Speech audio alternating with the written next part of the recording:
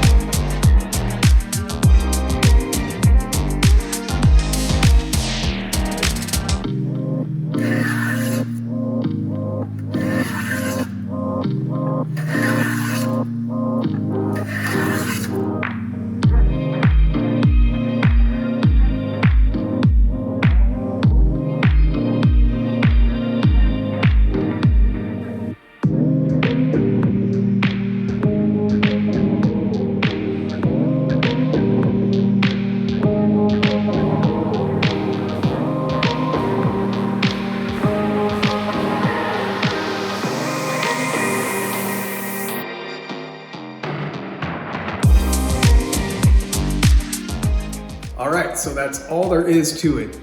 Real quick, I got the printout for this reindeer over at woodgears.ca. Matthias Wandel has got a great write-up and I believe a video on how to make these. I printed this out at 60% so that it would scale it down small enough for a Christmas tree ornament. And I thought it'd be cool to make this out of last year's Christmas tree. So I think that adds a little bit of extra flair to it. So hopefully I inspired you to hang on to this year's Christmas tree so next year you can make some ornaments. All right, thanks a lot for watching. I'll catch you on the next one.